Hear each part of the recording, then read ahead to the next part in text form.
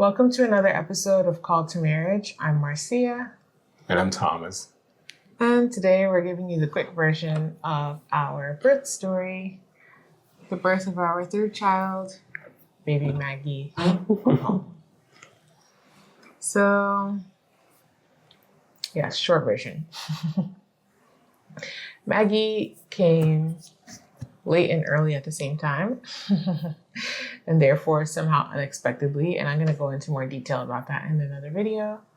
But finally, after much waiting, I began to have contractions, and I just didn't really recognize it because, as usual, one of my birth strategies is to just function as normally as possible until I cannot anymore. Mm-hmm.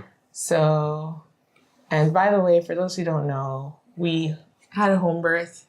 So we birthed her at home, same as Charlie and Nancy. All three of our children, by the grace of God, have been birthed at home, which means the births were also unmedicated because, there's certain medications or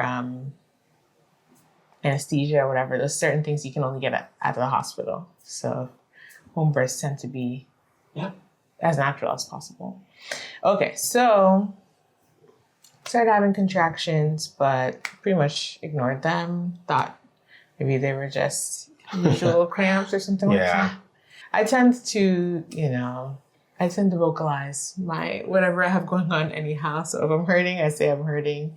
If I'm sore, I say I'm sore, whatever. So I'm sure Thomas was tracking, but we just did our life.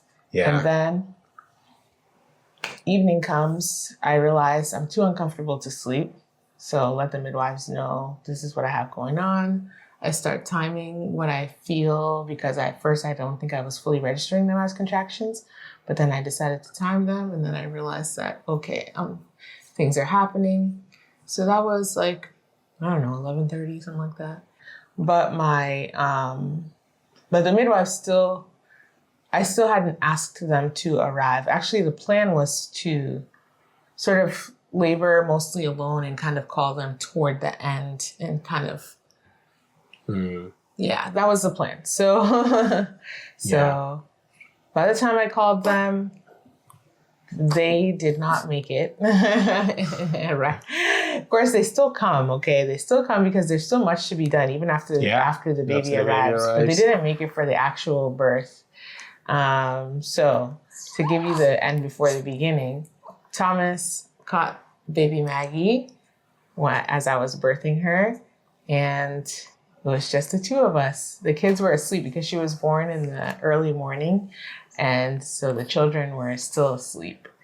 And then some minutes later, the student midwife came, and then the midwives came, and then they helped us with everything. So they helped us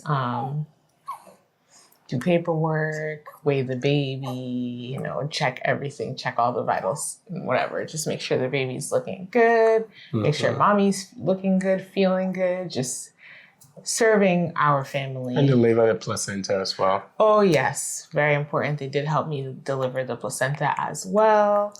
And and then help clean up, just being as helpful as they possibly could. That's what they do. So, so to go back to the contractions, all of a sudden, they just got really intense.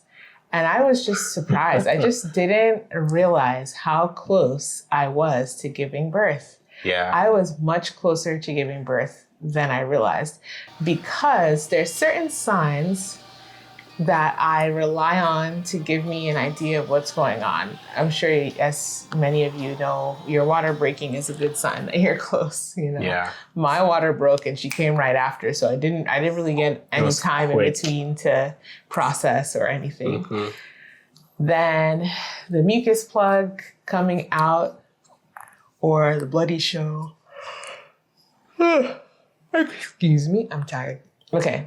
The mucus plug is another sign that gives me an idea that, okay, you're going into active labor now. Now you need to, now you're watching the clock. Like, okay, it's going to happen, or things are starting to happen. But I didn't notice anything at all. So it's like I was having these intense pains and cramps, but that was it. There were no other signs or symptoms. So even though I was in pain, I just didn't perceive how close I actually was until I was there. Mm-hmm. And so, oh boy, it was quick-ish. I mean, really, I don't know if it was as quick as in tea. It was quick. Or maybe just as quick, or maybe just a little bit longer. Maggie? Yeah. No, it was quick. I think it was quicker than in teas. It might have been, yeah, because his was just easier to count the amount of time because there were more signs. Yeah. Hers was very quick. Well, definitely. By the time my water broke, it was very quick. Yeah. It all happened fast. It all happened very fast. Yes, that is true. And that's really the birth story. You know, like I said, this was the short version, but I think it gave enough detail that I don't even know if I have to really do like a long version. A long version would just be a little bit more background details and so forth. That would be a long version. Yeah, but it was quick. It was really quick. It reminded me of Charlie's. Mm-hmm. I remember the process was the same, right? The sequence of events was pretty much the same. Mm-hmm. You know, it happened. You felt like, you know what, maybe let's not call the midwives yet. Let's just see. So once it started like that, I knew, this is giving me Charlie. And I think you're closer than you think. So mentally, I just started preparing. I knew, it seems to me there's a high chance of, probability that this baby is going to be here before the midwives could even hit the road. So in my mind, my wheels were turning like that. So once your water broke, personally, in my mind, I was like, the midwives are not coming. I think I had asked them to come like right before that. I was like, all right, I think then this is how it always happens. I told you to tell them. I think you guys should come now. And then like 5 minutes later, I'm like, oh, my water broke. Yeah. And like 5 more minutes later, it's like, she's here. When I saw I was going, I was like, babe, just let them come. I remember you asking me, do you think I should let them? I was like, just let them come. If they come 20 minutes, 30 minutes, even an hour before it happens, it's better. But once the water broke, I was like, they're not going to make it. Because given what happened with Charlie, I was expecting the baby to come as soon as the water broke. So I just mentally switched. And I was like, it's most likely going to be just the two of us. But I felt very comfortable doing that. We learned a lot together.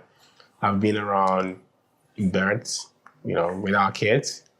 I have, learned a thing or two myself because I take a very keen interest in everything we do. I'm always there at the appointments. So I hear what the midwives say. I ask questions if I do have them. And just generally, I think I'm very well acquainted. I remember making a joke when I sent a text to the midwives that the baby see. I was like, I think I'm going to enroll as a student midwife at this point. You okay? You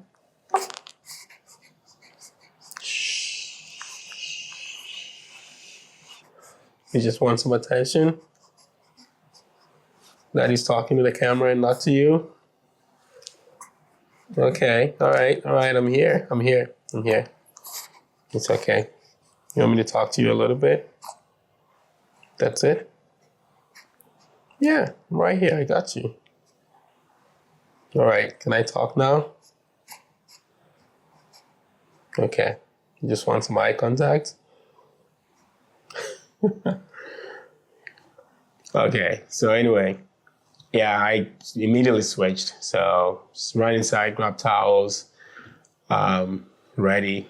And then as I was inside the bedroom, grabbing whatever I could find, I was just grabbing this, grabbing that.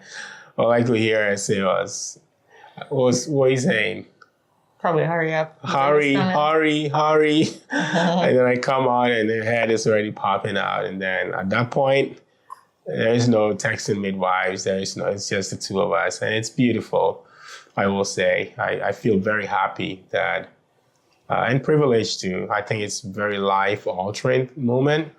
I was there when Charlie was born. I was there when Inti was born. I'm right there, side by side with my wife. I didn't catch Inti, but, I'm there cutting the umbilical cords and whatnot. But this one was even a step further, right? It was just the two of us, very sound. The boys were sleeping, and you just have a whole new meaning to marriage, to we are in this together, to we love each other. It feels good. It feels special to just be the one at such a very vulnerable time to, Marcia was just looking at me. I had to do it. I couldn't do it. I had to relinquish everything. I'm not one of those strong. There are women who don't make a peep when they give birth. There are women who catch their own babies when they give birth. Yeah. That's not me. Yeah, and it's nice when your husband is around, and you can, even if you can, it's just nice to just be able to count on your partner to step in and help. We're doing this together. It is my child too. It felt like, hey, I've been carrying this child for 9 months. Just now's your time to catch your baby. And I did. It was very interesting. And the midwives came, like you said, and did the rest. But I was again here to cut the cord, and here I am, still very much involved. I think it's a very, very precious moment for families to enjoy, to do together. It strengthens your bonds. It deepens the connections that you have. It's inexplicable, right? When you go through something like this together, it changes you for the rest of your life. The way you relate with one another changes. You have a whole new meaning to family. And I think it's such a very intimate thing that I would say that has been stolen from families and given to hospitals. And this is family. We're supposed to do this together. Every member of the family needs to be involved in whatever way possible. But we've made it a medical process that sometimes kicks pretty much everyone else out until the baby is home, and then we come around. But that whole process, every step of the way is important. Yeah. And I think that's it for this, More details to come, we'll do a longer version. We'll talk about the whole timeline of patiently waiting for spontaneous labor to happen. We'll talk about when the kids actually woke up and met Maggie and what they caught of the birth and, how they participated. And we'll talk about, the same things we talked about now. If this is coming out first and we have a chance to hear from you guys about the questions that you have, then we'll try to address specific questions you have around that. Good. So we'll talk about all the things. And if there's enough time, we'll even go into the first week of birth, or first week postpartum. What does that look like? Things like that. So we'll see. We'll see what details we need to add, and what people want to hear and stuff.